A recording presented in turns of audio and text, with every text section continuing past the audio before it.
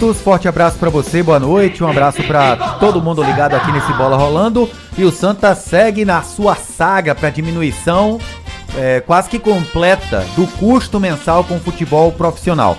A gente noticiou ontem que o Matheus Melo já está em Manaus, vai disputar a Série B com o time do Amazonas. Aliás, o Matheus Melo vai poder estrear na segunda divisão nacional por um debutante, né, na Série B, o Amazonas, que subiu da Série C para a Série B da temporada passada, o atual vice-campeão amazonense, que mudou de técnico hoje, né? O Matheus Melo tá chegando em meio à mudança de treinador. Né? O Luizinho Vieira, que tava já há um ano lá, parece. Já, isso, o Luizinho Vieira tava desde a Série C do ano passado, quando ele entrou no lugar do Rafael Lacerda, que tava no ABC há pouco tempo atrás. E o Luizinho Vieira foi desligado do comando técnico do Amazonas, ex-jogador do Santa, e aliás, que jogador, né? Jogava muita bola o Luizinho Vieira e jogou bem com a camisa de Santa Cruz. Saiu do comando técnico do Santa Cruz e o Adilson Batista, que a gente conhece aqui, né? Foi treinador do Sport. Adilson Batista é o novo comandante do Amazonas, vai treinar o Matheus Melo na Série B. Fica a dúvida se o Matheus Melo vai ter seu nome publicado no Boletim Informativo Diário até o fim dessa semana para estar apto para a estreia do Amazonas, que vai ser contra o Sport. Coincidentemente, contra o Sport. Sábado próximo, o Matheus Melo já vai poder estrear com a camisa do Amazonas contra um velho conhecido do próprio Matheus. Será que ele já chega para jogar? Como opção, pelo menos no banco, talvez fique, porque ele vinha treinando, desde que o Santa saiu do Pernambucano, da semifinal, ele, obviamente, aguardando as propostas, aguardando negociações. Mas ele continuou treinando. Ele continuou treinando a parte física. Muitas vezes o Matheus Melo filmou seu próprio treinamento na areia fofa da praia. Que muitos jogadores se utilizam da areia fofa para manter a parte física, né? Porque exige muito fisicamente um treinamento na areia. E o Matheus Melo chegou lá, já vai ter essa semana para trabalhar, já vai treinando com o grupo do Amazonas. Pode ser que estreie até contra o Sport, sábado, a depender da sua regularização no Boletim Informativo Diário. Outro atleta que saiu recentemente do Santa Cruz, mas esse estava emprestado pelo Vila Nova, não vai nem sair da capital pernambucana, viu, Edinaldo? Pegou o mesmo caminho que Itamar Schulli e Francisco Salles.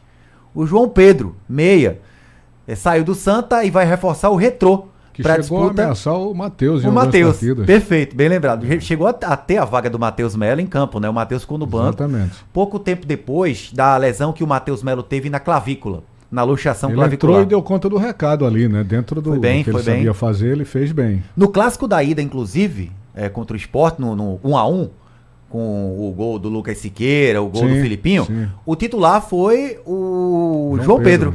O Matheus Melo entrou no decorrer do segundo tempo. E quando se recuperou o Matheus Melo, ficou ainda uma certa dúvida, né? Olha, não é melhor permanecer com o João Pedro? E o Itamar até utilizou a parte física do Matheus Melo como motivo para dar mais espaço como titular para o João Pedro, que deu a assistência para o gol do Santa no clássico com o Sport no Arruda, no 1-1. Exatamente. O passe para o gol do Lucas Siqueira foi do próprio João Pedro. E o João Pedro vai reforçar o Retrô agora para a Série D do Campeonato Brasileiro. Outro velho conhecido da torcida do Santa que vai jogar pelo Retrô a Série D, Lucas Silva, que estava no Santa ano passado, ano retrasado, disputou a Série D, estava no Amazonas. Sim. O Lucas Silva, o ponta, o velozinho, ponta direita. E o Lucas Silva vai reforçar o Retrô para a Série D do Campeonato Brasileiro. Tem o Lucas Siqueira, às vezes a gente confunde, né?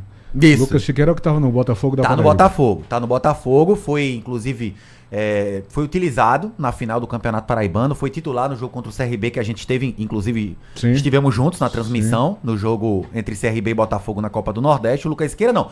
Esse vai jogar a Série C com o Botafogo, que inclusive tá de treinador novo, né? O Botafogo, Evaristo Pisa, que era treinador do Santa no jogo com o Iguatu no ano passado, assumiu o Botafogo da Paraíba.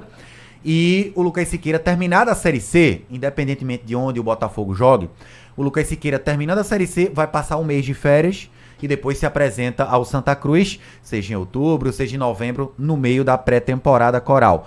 O Matheus Melo vai ser algo um pouco diferente. Deixa eu explicar como é que vai ser a situação do Matheus Melo. Matheus Melo foi por empréstimo ao Amazonas, o Amazonas paga integralmente o salário dele. A Série B do Brasileirão, ela tá marcada para terminar no fim de novembro.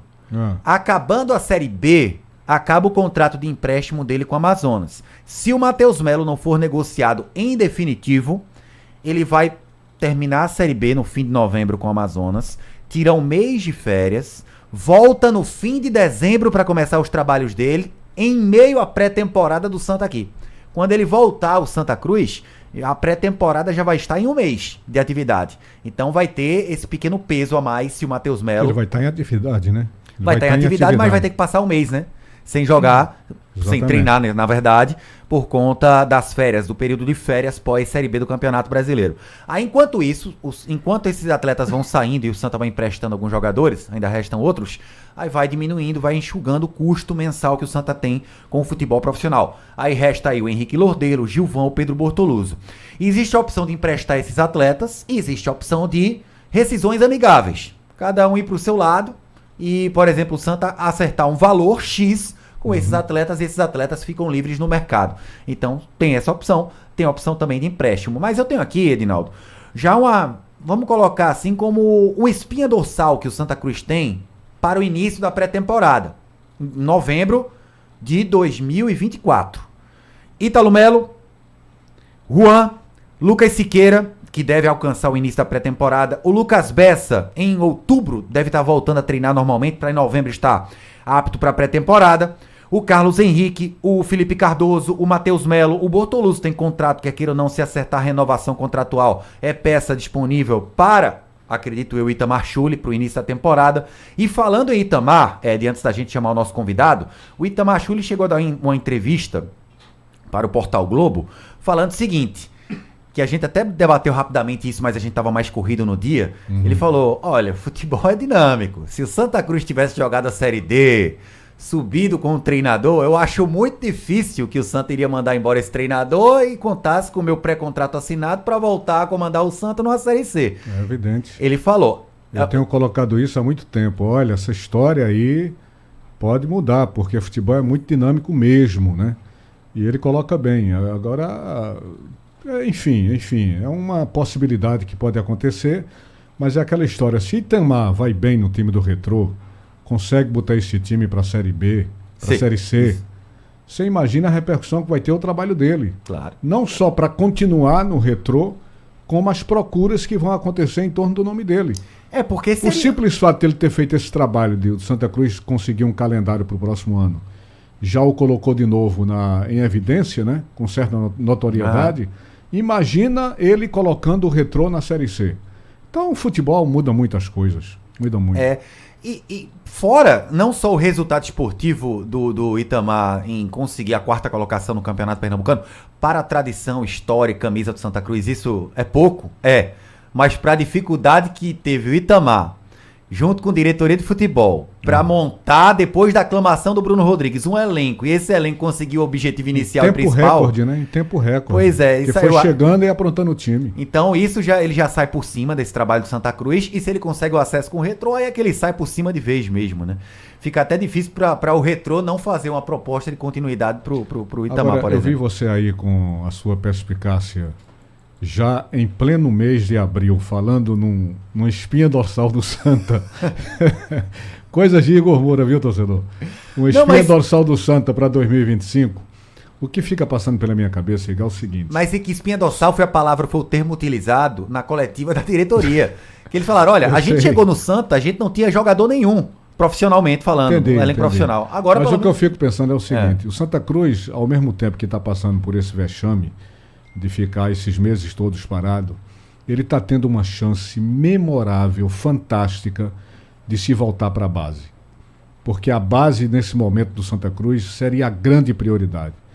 Então, se espera tanto uma dedicação de clube grande para uma base, Santa Cruz está tendo essa chance, gente, de fazer um grande trabalho até o próximo ano na base, que é o caminho do Santa Cruz, não se enganem não. Aliás, é o caminho de todo grande clube. Só que o Santa Cruz está tendo um tempo muito disponível de fazer muitas peneiras, de colocar o trabalho em evidência de olheiros importantes, de recomeçar um trabalho dedicado exclusivamente à sua base. O Santa Cruz tem essa chance, que isso até merece um bom debate lá na frente para a gente fazer, mas é uma grande oportunidade que o Santa Cruz está tendo para se voltar para o trabalho de base, viu, Igor Moura? Com toda certeza. Bom, aí Série D só ano que vem, né? Mas sobre esse assunto, a gente escuta o Diego Hidalgo, diretor de futebol do Santa. Ele esteve no STJD no dia do julgamento em que o STJD indeferiu a solicitação do Santa em participar da 4ª Divisão Nacional. Eu perguntei pra ele se ele acredita, como muita gente dentro do Santa Cruz acredita, que a Série... Inclusive o pessoal, os auditores do STJD citaram isso, que era uma oportunidade ímpar pra CBF prestar mais atenção na Série D. Vamos escutar se o Diego Hidalgo acredita nessa situação também. Igor, é uma discussão, às vezes, complexa. Eu vou dar uma opinião muito mais pessoal do que enquanto dirigente, que seja. Eu acho que todo direito ele é válido e quem entende que tem um direito tem que ir atrás do seu direito, né? Então, eu acho assim, havia uma leitura sobre isso. O Santa Cruz fez por entender que era necessário abrir essa discussão. Sobre a questão de validar ou não, essa questão das federações, de ter um time jogando na 2ª divisão ou não. Eu, sinceramente, eu não entro nesse cenário de discussão. Acho que essa questão, por exemplo, das falas do advogado democrático, inclusive eu estava na audiência, eu acabei indo para o Rio de Janeiro para a audiência, acho que é muito mais um posicionamento do próprio profissional lá, do Ottoni. Acho que ele está no direito dele de fazer as colocações onde ele se encontra ofendido ou não sei se foi isso que aconteceu, mas faz parte, a provocação muitas vezes ela faz parte, o futebol ele também tem esse cenário, então eu vejo até com naturalidade, às vezes a postura, isso não, a mim, Diego, não me afeta em nada. Quanto à questão da disputa, da competitividade, eu acho que não é só sobre a Série D. O Santa Cruz ele tem uma representatividade nacional, né? E assim, é conhecido, inclusive, pela força da sua torcida, pela movimentação da massa, pelo que ele traz para a competição, inclusive em termos de rendimento, de mídia. Então, qualquer competição hoje que o Santa Cruz possa vir a disputar e ele não disputa, eu entendo que a nível de competição e de visibilidade é um prejuízo para a própria competição. Hoje, pelo Santa Cruz ser o que é, né? Pelo tamanho da camisa, pelo tamanho da torcida, pelo tamanho da estrutura como o clube que o Santa Cruz é, ele não está numa competição em que ele deveria ou poderia estar disputando. É um prejuízo, óbvio, desportivo para o Santa Cruz, mas também em termos de visibilidade, em termos de credibilidade até para a própria competição. A gente lamenta que desportivamente o Santa Cruz infelizmente não vai disputar essa competição este ano, mas a gente está fazendo nosso trabalho pautado também com os pés no chão, entendendo que a nossa realidade hoje é reconstruir, e essa reconstrução passou pelo resultado desse Pernambucano desse ano, que a gente conseguiu garantir esse calendário para o ano que vem, e obviamente a gente vai trabalhar os nossos projetos, as nossas metas, dentro das nossas possibilidades, dentro do que é real, do que é possível, dentro dos nossos orçamentos, para a gente conseguir ir passo a passo, paulativamente alcançando voos maiores, buscando uma volta para a Série C, posteriormente uma volta para a Série B e devolver o Santa Cruz para a Série A, que é um local onde ele nunca deveria ter saído. Então, o diretor de futebol do Santa, Diego Hidalgo, aqui no Bola Rolando. Edinaldo. Valeu, Igor. Aí, portanto, as notícias do Tricolor do Arruda, você acaba de acompanhar a terça-feira tricolor aqui no Bola Rolando, são 18h48. Bola Rolando, mais um show de bola dos craques do Screte.